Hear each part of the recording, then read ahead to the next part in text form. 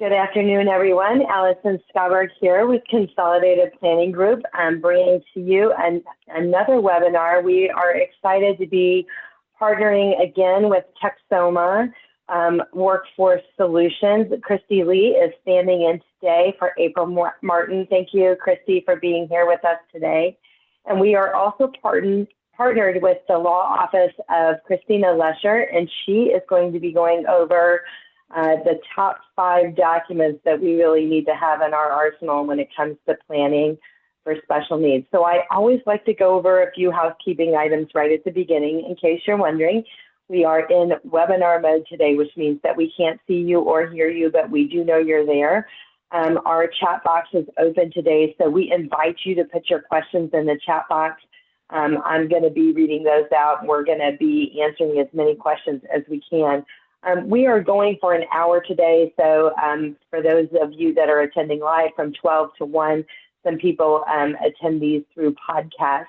Everybody is going to get a copy of today's slides, so you don't have to take notes on every single thing that you see or hear. If you are listening by podcast and you would like a copy of today's slides, you can email us at contact@cpgcares.net. That's contact@cpgcares.net, and we will be happy to provide you a copy of the slides. This is also being recorded. You'll get a link to the recording, and all of our past recordings live on the Consolidated Planning Group YouTube channel. There are over 350 webinars out there on planning for special needs, and we have really tried to label them in such a manner that you can really search for kind of the planning stuff that you're on and find a topic appropriate for that. Consolidated Planning Group is a holistic special needs financial planning firm. We have over 30 years of experience. We're an advisory and consulting firm. So I always like to make clear here, Christina, what we do versus what you do, because, you know, we get all the calls all the time for people that really want to, you know, set up a special needs trust, or they might need some guidance on guardianship and things like that. And I simply put things that, they're the paper, the legal documents, and we're the money. Okay, so we're funding that special needs trust that you got set up with the attorney. We're making sure that we have money in the right buckets to preserve eligibility for state and federally funded programs. And when it comes to planning, your situation is really specialized, and we really do want you to work with a specialist when it comes to these documents. I always say we don't want you to, your brother, the real estate attorney that will set up your special needs trust for you for free, work with a professional. Just like any kind of medical condition that you have that is specialized. If you had a heart problem, you're not going to go see your PCP, you're going to go see a cardiologist. And it's the same thing when it comes to special needs planning. So I know, Christina, you probably get calls for like the money side of things. Tell us a little bit about that. Oh, I have people ask me, well, what type of insurance or life insurance should I purchase? Should I get a second to die? Should I get whole life? Should I get term? And I say, those are great questions, especially for someone like Consolidated Planning Group, because they look at the whole picture of other assets that you have, like retirement plans and other financial needs, like other children or care for aging parents. So I don't sell anything. And I tell families, I know just enough about financial planning to be incredibly dangerous, which is why I work with a professional like you. For sure. And, you know, and we're also fans, you know, there are very few, but there's a handful of attorneys that kind of moonlight as an attorney and a financial advisor. And I'm kind of a fan of standalone practices of working with someone whose primary focus is either the law or the financial planning or what have you. So for sure. I've got a few slides today that I'm going to go over about some of the programs that Texoma has. April usually goes over these slides, and if you've attended more than one of my webinars before, you've probably heard me talk about vocational rehab and some of the various programs. A lot of families don't know that there are services out there that are covered by state and federal grants, programs like that through Workforce Solutions. Some are Earn and Learn, pre-employment training services. Another program is vocational rehab.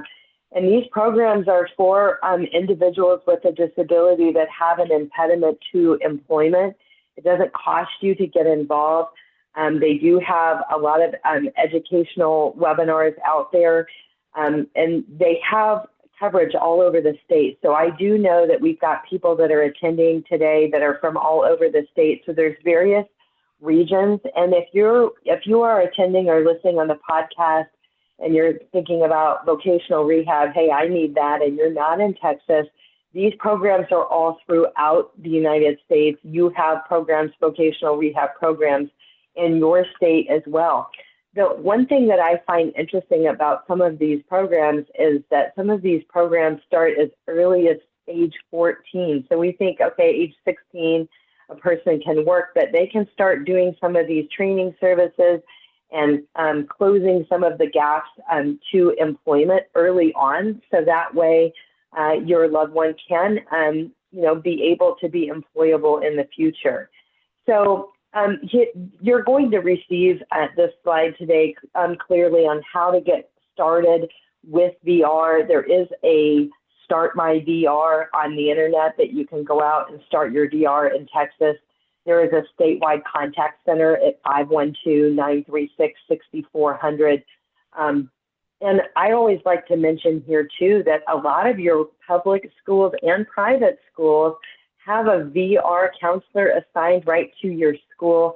I know we're turning the corner for spring and it won't be long. We'll be in the summer and everything, but get engaged. Find out who your counselor is. You can use these contact information and that contact information and run some of those things down.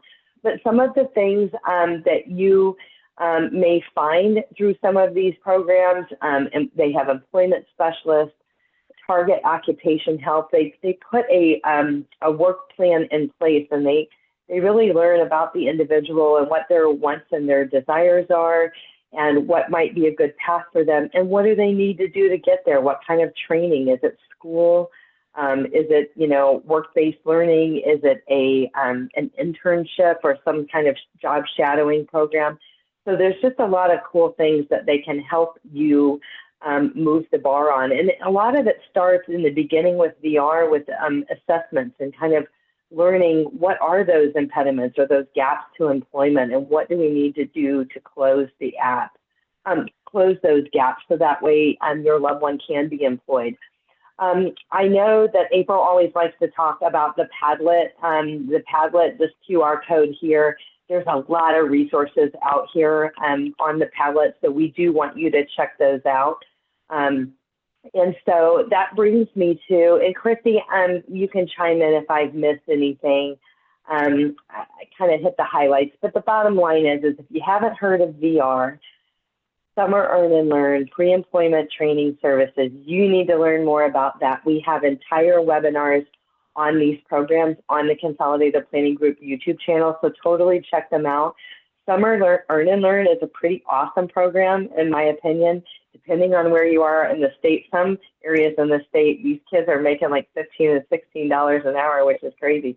But I know in the greater Houston area, I think it's been $10 or $11 an hour, but it's usually 8 to 12 weeks of the summer, 20 hours a week. They have jobs and they have placements, so you can, really dip your toe in with some of that. But the window is closing very promptly on the Summer Earn and Learn. So if you're interested in Summer Earn and Learn, like today, you need to get signed up for that like yesterday if you want to have them working this summer. Do you know the deadline for that, Chrissy? Can you tell us that?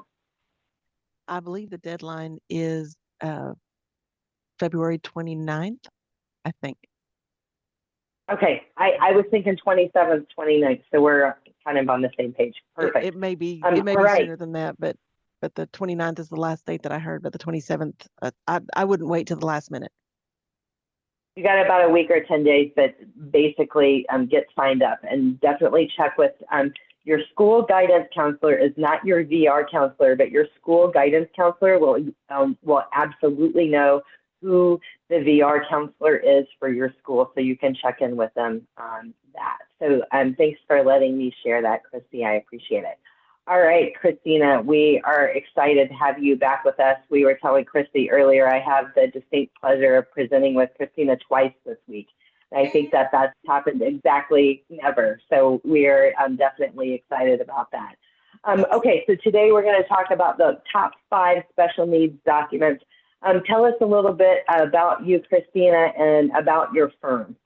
Oh, sure. So this is my 21st year practicing law, and I came to the practice of law from the world of social work. And I worked as a social worker for an elder law and disability attorney for several years, and then went to the University of Houston Law School. And at my office, I have an amazing team. I've got a care manager who's also my brother, and we're a brother and sister duo that helps families navigate some of these topics we're going to talk about today. And I also stole away from the Texas Medicaid Agency, in my opinion, one of their top paralegals. And like Charlie's Angels, now she works for me. So like you, we definitely have an interdisciplinary approach. We love working with financial advisors like yourself. We love working with social workers and other community resource providers to help families put plans together in a way that makes sense for them and in a timeline that makes sense for that family. One thing I want to talk about, because I know in our practice that we see things, we see a lot of people, and I always say it's not about looking back or beating yourself up, okay, because you're here today and it's about looking forward. But we see people that have documents that are, well, we see people that don't have any documents in place, and then we see people that have documents in place that maybe were, you know, put together 15, 20 years ago. We got people that have documents that their last 2 children are not even listed in the documents and things like that. So from your professional perspective, when it comes to these legal documents, how often, when it comes to being a special needs family, should they be looking at these or having them reviewed for updates like law changes and stuff like that? Tell us about that. Well, I'm going to tell you best practice, and then I'm going to tell you, yeah, it would be okay. So best practice is that you do it once a year and you give yourself something to look forward to after you do the review, and you pick a date that works for you, like an anniversary or tax time. And then you go out for a margarita or some ice cream or whatever your thing is. If you're an A+ person. Some people are like myself, I'm more like a B+, B- person, maybe, for looking at documents. So I would say every 2 years. The problem with doing it every 2 years is that you might miss an opportunity to fix something or to catch something, like maybe you have a retirement account that you haven't rolled over, you need to update a beneficiary to. So I would say every 1 to 2 years, and you're going to be just fine. Wonderful. Thank you for that. Okay, so now we're getting into our documents, Allison, and this next slide is going to give some general information on legal instruments that divide or pass the stuff that you own when you die, and also take care of incapacity. Not your adult child or your child with a disability's incapacity, but your incapacity. So the 2 things I always think about when I'm visiting with a client is disability, the parental disability, and the parental death. So in Texas, we have a couple different legal instruments that we can use to say where we want our assets to go at our death, and that is a will. A will is not in fact effective until you die, and then something that's called a revocable trust. And I have, as an example of a revocable trust, I always have my U of H law mug here. I always explain that, the camera lens here, that a revocable trust is like a mug. It's like a bowl. It's like an entity that we fund things in. And then once it's placed into the trust, then the trust rules govern those assets. Okay. And then we have something called a third-party supplemental needs trust. I use the word supplemental needs trust. Some people use special needs trust. In Texas, those 2 terms are used interchangeably. In fact, the conference, Allison, that you and I are about to speak at is called Changes in Special Needs Trust, but I use the word supplemental needs. You can use them interchangeably. And we're going to talk about the difference between the third party and the first party, as well as all the documents that the parents are going to need for their incapacity, and to make sure that they've got coverage for their children guardianship-wise and then healthcare-wise. And then, of course, your favorite topic, my favorite topic, are beneficiary designations. And folks, if you take nothing away from this call today, there's 2 things I want you to know. Number 1, everybody on this call needs to have a financial power of attorney if they're over the age of 18. And number two, your beneficiary designations are one of the most important things you need to update, because your beneficiary designations are going to trump or control over your will or over your other legal instrument, meaning you could disqualify your child for a Medicaid waiver program because you did not update your life insurance policy beneficiary designation. And Allison and I are going to talk about this in copious detail here in a few slides coming up, but just to give you a little heads up on that, those are the two things that I want you to take away from my presentation today. I want to make sure you can see the slides okay. I think there was a delay. Can you see the slides on your screen? I can see them. Yeah. Oh, okay, perfect. I want you to back up, and I want you to say it one more time on that power of attorney, because I think you and I have these discussions all the time, and we eat, sleep, and breathe this, but everybody doesn't. Yes. We're always focused on our child with a disability and their needs and the documents that we need. And sometimes, you know, we're sending our other 18-year-olds plus off to college, and we're not thinking about that power of attorney. So you quickly slipped that in there, and I heard it, but I just want you to say it again, because that is so critically important. And not only that, but having those intentional conversations on the power of attorney and healthcare power of attorney with your aging parents or family members that you love, because a lot of people don't have it, or they're really old and who they've named is not even alive anymore. Like, I mean, we've seen that as well. Absolutely. Absolutely. Okay. And we'll talk more about how these are really living, breathing documents that need to be watered and tended to like a garden, and not just thrown in the closet. Okay. So now we're going to talk about a will or revocable trust. And this is such a personal decision for a client. So every parent needs either a will or a revocable trust or both. So just a quick lesson on probate versus non-probate assets. In Texas, when you die, the law divides the stuff that you own into two categories: things that have to pass through the probate system or the court system where the will controls, and then a non-probate mechanism where either it passes by a trust or by a beneficiary designation. So what is going to be best for you and your family are going to depend on things like your assets. Do you have out-of-state property? Do you have people available who can act as a trustee now? So it's not going to be a one-size-fits-all conversation. So what's right for your neighbor is not going to necessarily be what's right for you.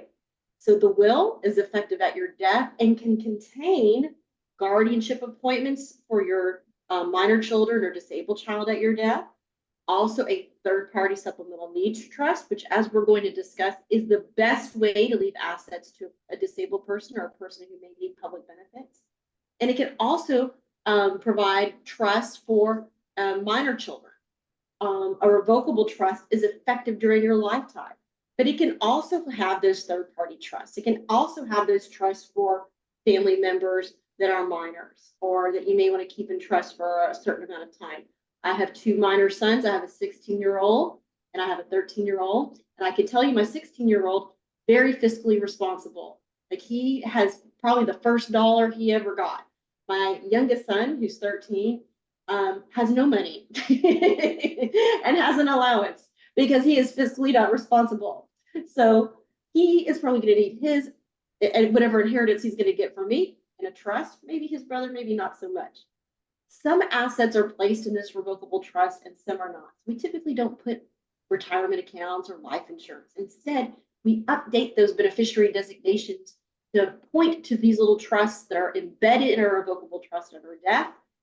And we always think about a revocable trust, especially if you have out-of-state property or if you want a smoother transition at your death. So a lot of my parents who have children that are disabled on Medicaid, but maybe the parents still provide some financial support, necessary financial support, maybe we'll talk about a revocable trust, because then whoever is appointed to handle your estate at your death is not going to have to wait through the probate process to complete in order to fund the trust.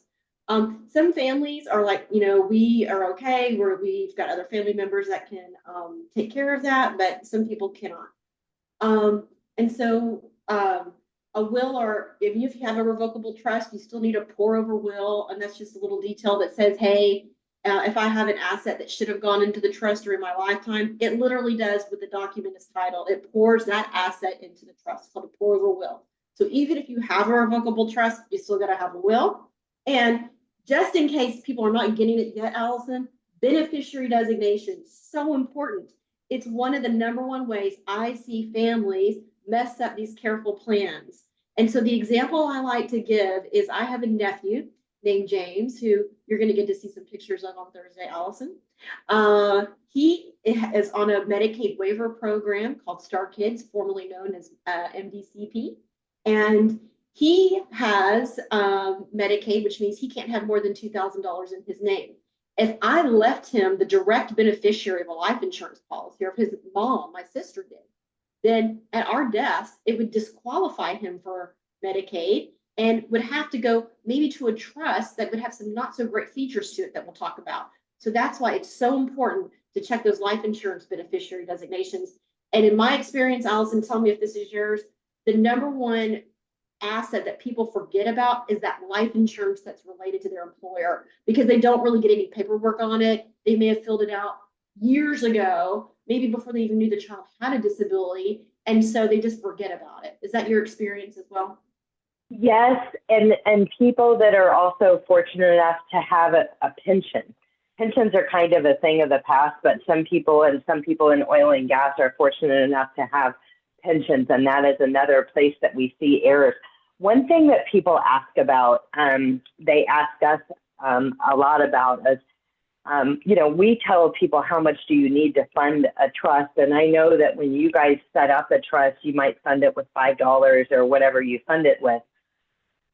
When it comes to funding, clearly there are people, there's just millions of dollars. Grandma and grandpa have it in the inheritance, and there's lots and lots of money to go into the trust. And that's not the case for all people, right?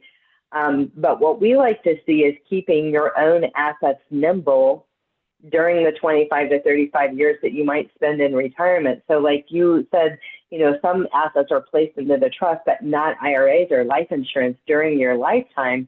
And keeping those assets nimble for the 25 to 35 years that you may spend in retirement, and you're the funder of that retirement, is really, really important. So talk to us, Christina, about how to or not to, as far as locking assets up in an irrevocable, trust in that way. Right. So #1, we have to look at what do the trust terms say. Generally, these supplemental needs trusts say they're for the sole benefit of the person that's the disabled beneficiary. So that means the parents legally may not be able to use the money for themselves. And then we have things like tax issues, administrative burden of having assets in a trust. Some families say, listen, my kids are not going to get anything until I die because I don't know what my own long-term care needs are going to be. Some families are going to we're going to put a significant amount in a supplemental needs trust and go ahead and shoulder that administrative burden. And a lot of it just depends on the assets of that family. I like to have maybe kind of a middle ground. Maybe we put 2 to 3 months of living expenses and care needs in a supplemental needs trust, and we fund that trust over a period of time. And we don't invest it in anything that's going to cause us to have to file an income tax return.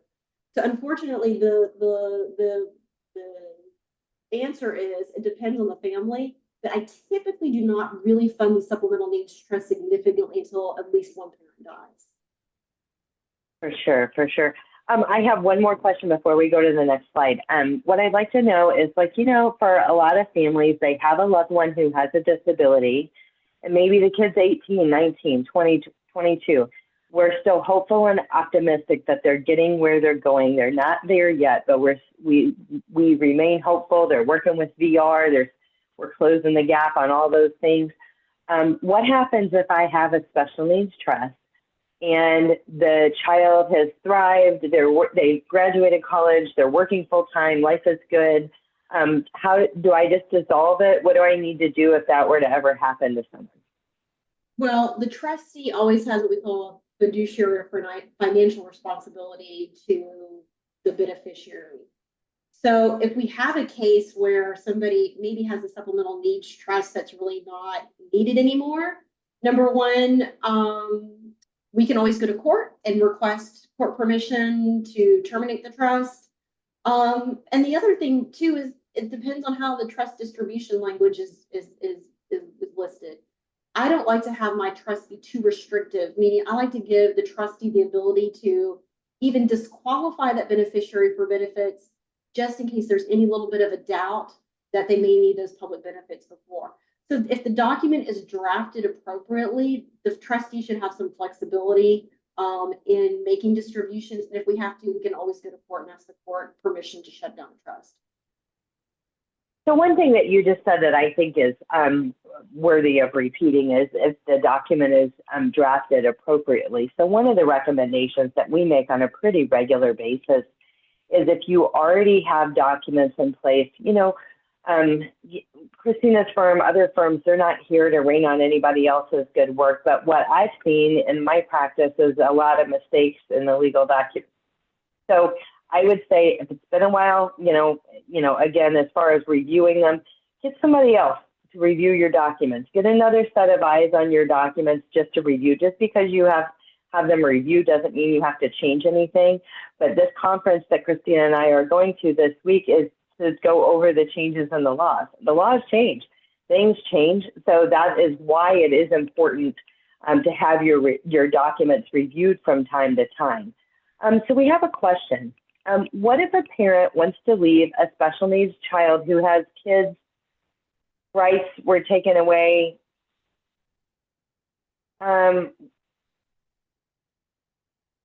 I'm sorry, I'm not sure I understand the question. What if a parent wants to leave a special needs kid whose kids' rights were taken away their home? What is the best way to help them understand that this is not viable due to stripping rights away?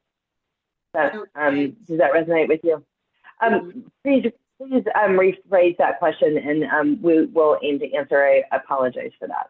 And Allison, I just wanted to make one more comment that the law is like medicine. How there's advances in technology, there's advances in how people do things. The law practice is the same. So this morning I reviewed a trust that I drafted like 4 years ago. I'm like, I want to add something here because I think it's going to make the trust easier to administer. Is it a fatal flaw? No. Was it something that we were all doing 4 years ago? No. But you have to think about the documents as a living, breathing thing that really need to be tended to and reviewed. Okay, so why do we have these supplemental needs trusts? Why are we going through all this to leave money to our kids? Most of y'all on the call know today that many of these Medicaid public benefit programs restrict the amount of assets that someone can have in their own name. There are over 109 Medicaid programs in the state of Texas. They all do different things, which is why every day I learn something new. I learned something from individuals like Allison. I hope from time to time, Allison gets to learn something from me. We all learn from each other. And that's why it's so confusing to parents, which is why that YouTube channel for Consolidated Planning Group is what I watch when I'm eating my lunch, because I learn something new every single day. These supplemental needs trusts allow you to give assets in a protected manner that are not going to disqualify your loved one financially from Medicaid and public benefit programs. And it will also protect their assets from themselves. Sometimes I have clients that come in and they're like, we're not sure if we like Medicaid or Social Security, but we sure know that this child is very easily to be taken advantage of. So maybe we want to leave assets in a trust. And just so for everyone who's learning today, Medicaid and Social Security divides the assets that you have into two categories: countable, which are listed there. Most programs, not every program, but most programs will cap the amount of countable programs at countable assets at $2,000. Exempt, which is going to be worth zero, are going to be a homestead, personal items, car, and clothing.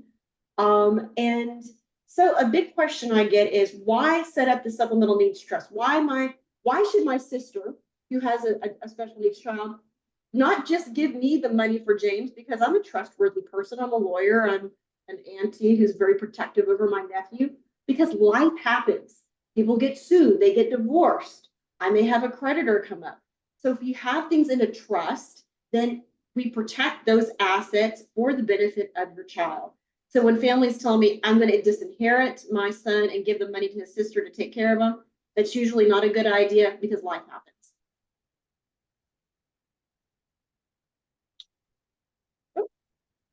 Yep. Okay, so this is called a third party supplemental needs trust. Why is it called a third party? It's called a third party because the money going into the trust did not belong to the beneficiary. It went there directly by that beneficiary designation we were talking about. Maybe it's an asset from an estate. And as we discussed, it can be in a will, which is effective at death, or in a revocable trust or as a separate document. It can be established by anybody, but that not the assets of the beneficiary. So I have a life insurance policy, it's payable to my nephew's trust, and there's no payback provision to the state of Texas, and you can name alternate beneficiaries after the initial beneficiary dies. So I have a trust, my nephew James is the beneficiary, at his death, then my two sons are able to take if there's anything left over. And they're typically reviewed with a little less scrutiny than Social Security than these first party trusts. First party trust, as we're going to discuss, are trusts that are established with the beneficiary's own assets. Okay, so we got some clarification on the question. So it's basically an individual, an adult individual who is under guardianship, and they want to leave the house for their benefit. So you said something earlier with Medicaid, and I want to clarify this because you said it exactly right, but there's a lot of confusion around it. A lot of people think, you know, that $2,000 limit includes a house and a car. You can have one house and one car. You could have a Rolls Royce. You could have a $2 million home. It does not matter how big your house is or what car you drive. That is excluded. It is important to know. But I think what they're asking specifically, Christina, is can we leave a house to a supplemental needs trust or a third-party special needs trust for the benefit of said individual? Is that something that we could do? You can do it. Now, the bigger question is it advisable? And that's going to be on a case-by-case situation. There's some cases where it's not advisable. For example, maybe the house is the only asset in the trust and there's no cash available to maintain it. It gets into other questions like that.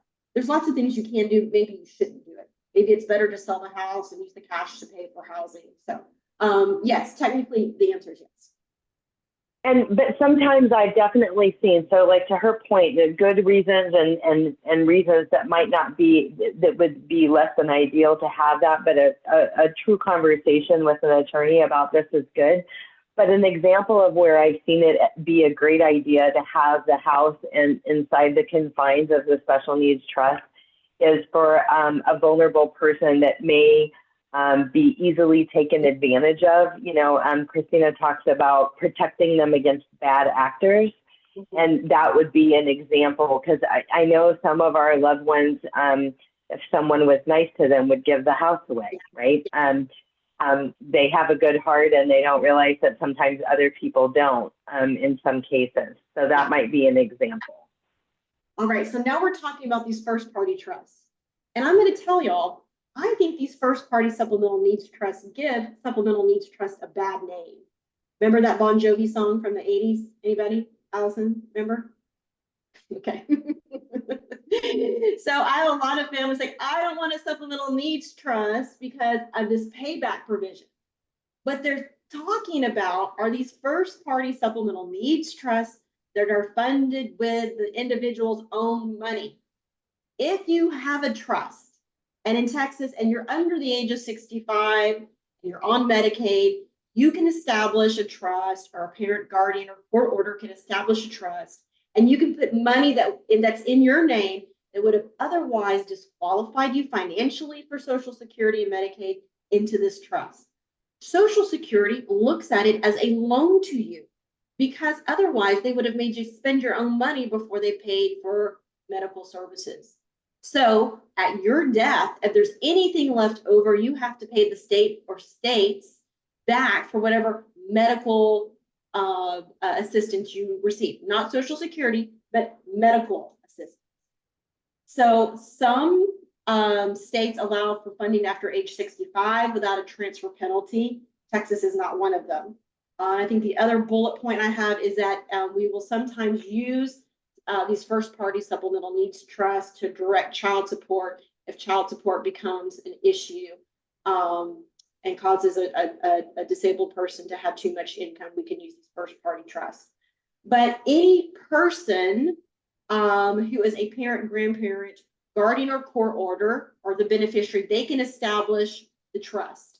So this is a more restrictive list of people than a third-party trust, who anybody can establish.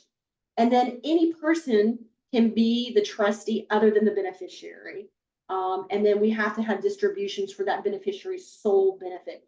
Meaning, if my nephew has assets in a first-party trust, they have to be used only for his use, not for anybody else's. So I think I hit all the bullet points there. Yes, and I want to hit on two others. We talked about pensions earlier. And so anybody on here that may have any kind of military pension or anything, the law changed in 2015. It's the Howard P. Buck McKeon law that basically changed military pensions, where you can now leave a military pension to a first party special needs trust for said kid, because the way it was before, you couldn't. And so they're leaving these pensions to the kid, and the kid is not qualifying for, state federally funded programs as a result of this pension money. So pensions are a thing. So usually if there is a beneficiary option, so that is one thing, especially if it's going to be that monthly income, like, okay, now it's going to pay $2,000 a month as opposed to a lump sum. If it's a lump sum, then it could go to that third party special needs trust. Starts getting confusing, but it's that monthly income stream coming from a pension, or for instance, an annuity. So it starts getting a little confusing there. And I know that I personally had to have a first party special needs trust for one of my kids because they were getting scholarship refunds. And one refund, had we not had that set up, would have caused, the child to lose everything. So there's a lot of different reasons. It could be a settlement. It could be, it could have been a lawsuit. It could be their own money. We've actually seen people that had a disability, that worked a career, and they had a significant 401k that later on was put into a first party special needs trust so they could maintain their eligibility for Medicaid. So there's a lot of reasons why. And so if someone says, can I put an employee pension to the Supplemental Needs Trust?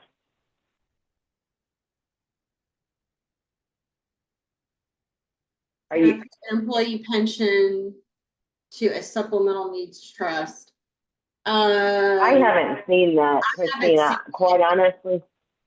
I think so. If it's a pension with a monthly amount, if there is a spot for a beneficiary, you're going to have to talk to the entity, like the employer. The only experience I have with that is the TRS system, which said no. Right. I've basically not ever seen that go to the supplemental needs trust specifically for TRS, but definitely for others. Again, from the military pensions, there's a lot of other pensions where you can have the special needs trust, but it would be a first party. If it's coming income for the individual's benefit, it wouldn't be a third party special needs trust in that way. No, and I think it's going to depend on the employer too. So. For sure. But they're updating things all the time. So if you've called TRS before and they said, no, you can't do that, they may have updated it. The military, for as long as the military's been around, didn't do that until they changed the law in 2015. So just be aware but be cognizant of that, because this is an exact example of where a mom who in good faith wants to do good for the kid, and mom has this great pension from XYZ company, and she's doing the beneficiaries and just says, I know, well, little Chris is going to be my beneficiary. And it's in good faith, but then that $2,000 or $3,000 a month that's going to be coming in for Chris is going to cause Chris to basically lose all of the Medicaid eligibility, not be eligible for any of the Medicaid waivers. He would lose SSI. So there's many issues with that. So that, again, this is just a point of why you really want to work with a professional on these matters. When it comes to pensions, when it comes to child support post age 18, this is not a DIY project. You definitely want to work with a professional on that. Okay, so now we're talking about disability. And not your child's disability right now. We're talking about your disability, your incapacity. So even if you're married, you need a financial or durable power of attorney. So if you're sitting out there, you're like, okay, I have a durable power of attorney. I've got two things. One of them is not, I don't think I have it up there on the as a bullet point, but this is an important point. On the financial power of attorney, my advice is to make it effective immediately and not effective only at your disability. And it sounds contradictory. Well, why would I want anybody to be my agent when I have the capacity to handle my own financial affairs? Because the way that banks work is that if it's a power of attorney that's only effective when you're disabled, it's going to take your agent a long time or a lot longer time by the financial institution to accept it, because they're going to want to make sure you're really disabled. And then my other takeaway, which is actually up there on the bullet as a bullet point, is if you've got that financial power of attorney, send it to your financial institutions for pre-approval, especially IRAs. Just because you're named as a beneficiary or you named a beneficiary on your IRA, that does not give them control over your asset or your IRA during your incapacity. So this is especially important if you're married. You're going to want to make sure that your spouse or whoever's handling your finances, that financial power of attorney has been sent in to whatever entity is holding that retirement account. And then we have our medical power of attorney, which is effective at your incapacity.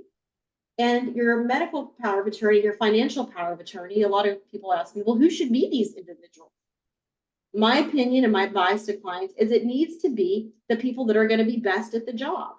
So these are not positions of honor. They are very serious positions, and they require time, talent, and trustworthiness. So if your oldest daughter is not good at money, she shouldn't be the financial power of attorney. If your youngest son is really good at money, maybe he's a tax person, he needs to be listed first.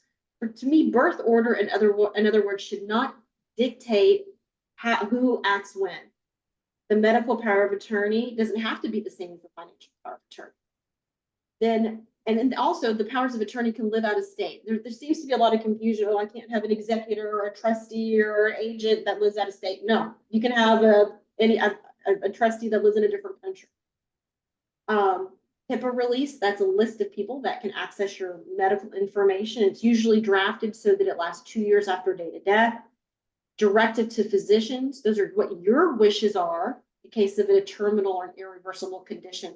And going back to Allison's point on having those hard conversations, especially if you have a blended family, making sure that everybody understands what your wishes are can reduce family conflict, litigation, and then family, what I call dysfunction for generations. I know in my family, there's like a whole side we don't even talk to. We don't even know why. Like we don't even know why. I think it has to do with an estate issue that happened probably 50 or 60 years ago. We don't know why. But make these things clear now so that your family is able to make decisions clearly and understanding what your wishes are. Okay, someone just had a great comment from Miss Anita. She said, can you repeat what was stated to make the POA springing or immediate? I did not understand the rationale. Okay, so Anita, I would recommend that you make the financial power of attorney effective immediately. So as soon as you sign it, your agent can act on your behalf. That way you can watch them and see if you agree with what they do. So in other words, why would you trust somebody when you cannot monitor them? Meaning, why make the power of attorney only effective at your incapacity? So the other rationale is it makes it easier, making it effective immediately makes it easier for banks to use. Because if a bank sees that a document is written so that it's only effective at your disability, they're going to really want to make sure you're disabled, and that's going to take time, and they may not even accept it. They may say, listen, we don't accept this power of attorney the way it's written. You got to go get guardianship or conservatorship. That's not necessarily legal on their part, but they're the bank, and do you really want to have your agent fight that fight? Two things I want to mention here. The medical power of attorney that you were talking about, I think it is important, and I know that I've been in this role. This is a role for somebody who has thick skin. This is a role for somebody that can can listen to what the doctors are saying and make a reasonable decision. Not, it's not your kid that is crying inconsolably, can't even hear the doctor, and would never ever pull the plug because they just can't because it's mama. That's not the person that you want in that medical power of attorney. It's and it's not saying that there's not emotions involved in the end of life, because there absolutely are. But it's the person that is kind of strong and tough and together and reasonable. Those are, the people that you want for that. And then also, I know we've mentioned this, and this talk is not, a talk about guardianship, okay? But there are true issues. There are a lot of families out there that think, okay, I'm not going to get guardianship. I'm just going to have power of attorney and healthcare power of attorney for my loved one. And there is a such thing as capacity, the capacity to understand what an individual is signing. And Christina just mentioned a moment ago about, maybe a bank not taking something and things like that. Well, we've seen hospitals not take documents because they said that the individual didn't have the capacity to understand what they were signing. So this is another place where I'm not saying to have guardianship or not to have guardianship, but there's a very individualized decision, and it's based off of the individual and what their needs are, the least restrictive, most appropriate for that individual. But it is not, the answer is not, I'm going to get a power of attorney and healthcare power of attorney because I can't afford guardianship, if you truly need guardianship, because there's real issues with that. So I just wanted to mention that because we've actually seen that pop up and be a real issue for some families. Yeah, and I've seen families go, well, my son made a mark on this power of attorney. Yeah, but he didn't understand what he was signing. He doesn't have the capacity to understand what the document says. And there are alternatives to guardianship, maybe supportive decision making, or maybe you really need a guardianship. Oh, guess what? Guess what slide's next? Okay, so I'm just going to be very transparent. I am a slow to suggest guardianship lawyer. I like to talk about everything and all the options for families before we go and apply for guardianship. And really, the Texas Estate Code requires it. Before I can, or during a hearing for guardianship, which is a legal process where someone's rights are taken away and another person becomes in charge of their medical and financial decisions, I have to tell the court that I've looked at every support service available and there's no other option other than to get guardianship. You can get guardianship after someone's 18th birthday. Sometimes if a school requires guardianship, sometimes we'll hold off on guardianship with an educational power of attorney. Just for your information, guardianship comes in really two flavors: guardian of the person only, or guardianship of the person and estate. Once you're in the guardianship arena, you have to, as a parent, you have to take a test, you have to go through a criminal background check. If there's money, you have to account for it every year. If there's, if you're a guardian of the person, you have to do court, and it's very hard to remove. Years ago, I had a case where a family got guardianship over their daughter so they could get out of a lease agreement on an apartment that she signed. And then after the guardianship was established and the lease agreement was broken, the family said, we don't need this guardianship anymore. We want to get out of it. We want to restore our daughter. The courts wouldn't do it. It can be expensive. The court's going to appoint an ad litem or somebody to represent your child or your loved one. It requires an annual review. And you have to get court permission to do things like spend the child's money or make financial decisions or move. And so we will typically talk about, is there any other way that we can look at getting decision-making for this individual without a guardianship? And that can sometimes include a supportive decision-making. I don't do these a lot. I think it's just because I just haven't had the right case come in, but it's a three-part process where you can get information for your child to help make a choice, help them think through making a decision, and talk to people that are going to be helping them with making these decisions. And this is all from Navigate Life Texas. I'm not against supportive decision making. I just haven't had the right kind of case come in my office. Usually what we end up doing is either powers of attorney, guardianship, or just kind of a wait and hold to see if guardianship's right maybe later on. Because It is a legal process, and it is a legal proceeding in a lawsuit, and some families find it very intrusive. So we always go with guardianship with a lot of care and discussion before moving forward, even if I think that's where we're going to end up eventually. Christina, a couple of things I just want to mention. So in general, for people that are planning, if they know that they're going to need a guardianship in general, I always talk about a range of somewhere between $3,500 to $6,500 for guardianship. I mean, it depends on if it's contested. There's a lot of moving parts. I would say a minimum 35 to 5,500 for guardianship of the person, with all the fees and the ad litem fees and so forth. Yeah. Yes. Okay. So that's reasonable. So if you're planning budget-wise, you can think about that.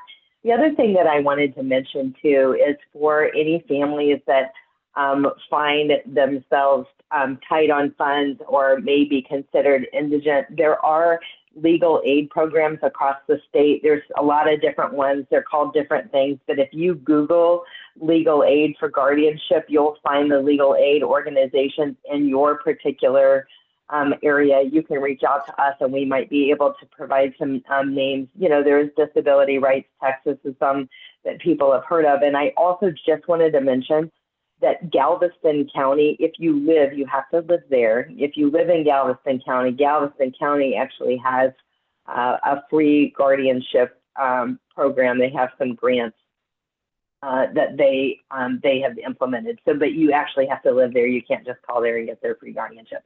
So, okay, so let's talk about our favorite topic, Christina, beneficiary designations. And, you know, earlier you were talking about that. And one thing I think that is, you know, we're talking about the myths or the misnomers that people hear. And one thing that I hear all the time when it comes to beneficiary designations of, I got that taken care of. I got my will. I've got that all done. I got my will and trust. Mm-hmm. What people do not understand is that even though you have a will and you have a trust, your beneficiary designations trump all of that. So even if your will says, you know, Miss Sarah gets everything, whatever, but your beneficiary on your life insurance said John's going to get it, John's getting the life insurance money. And they can fight it and they can go to court and they're probably going to lose. It's just going to draw it out for years and years and they'll probably lose. But that's one important step that people don't realize, that you've got to update those beneficiary designations. Once you get your legal documents reviewed, updated, new ones, whatever you do, you got to change that. It's not automatic, but it is free. You can call and get those beneficiary change of beneficiary forms for free through your employer, through your life insurance carrier, through your annuity carrier, your stock funds, mutual funds, you name it. You have an account. You can get a change of beneficiary form for free.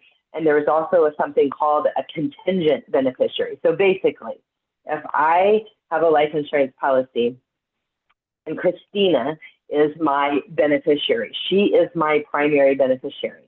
But if I die and Christina is already dead and gone, I can have a contingent beneficiary. And this is who is going to get paid if my primary beneficiary is already gone. So a lot of people don't even know that they can name contingent beneficiaries, or that you can split these things up 5 ways if you wanted to, however many ways this Sunday you can split your designations. But I think it is important to have your primary beneficiary, but also your contingent beneficiary. So in general, go ahead. Another thing is too, just because that little form doesn't give you a lot of room, I just say, see attached, and then I will typically do the beneficiary designations for my clients because I'm a little obsessive about it. And then you want to make sure once you send in that beneficiary designation, you get confirmation back from the financial institution that they've updated their. So. And I will say, I did all of this, and do you know, on all of the things that we updated, 4 of them came back wrong. And I do this. I eat, sleep, and breathe this. And it wasn't because we submitted them incorrectly. We submitted them correctly. They processed them incorrectly. Yes. So it is important to review that document that comes back and put those with your policies. And oftentimes, you know, people talk about like, what do I do? Should I just name my special needs trust the beneficiary? Oftentimes, people make spouses their beneficiary, and then the contingent is the special needs trust, or maybe the contingent is a portion to the special needs trust and a portion to the 3 other kids. There is a such thing as equal distributions and unequal distributions, and neither one is wrong. It depends on how much money you have. So we have some people that have plenty of money, and they're going to have equal distributions to their heirs, including their special needs trust for that child. And then we have other families that do an unequal distribution on purpose because the other 4 kids are going to go to college and graduate college and have fulfilling careers where their loved one with a disability may not have all of those opportunities that the other kids do. So they feel that the unequal distribution is very warranted. And both schools of thought are right. So there's not a right or wrong answer. It's a matter of preference, and people like us walk through those decisions with you. So we have a couple of things in the chat box. Someone said the alternatives to guardianship. Those are what we were talking about, the supported decision-making agreement, healthcare power of attorney. And we do have, I just want to invite you from a time perspective, we do have a complete webinar on guardianship and alternatives to guardianship on the Consolidated Planning Group YouTube channel, and explains really the whole process. We had a question earlier, and I know we're running out of time here.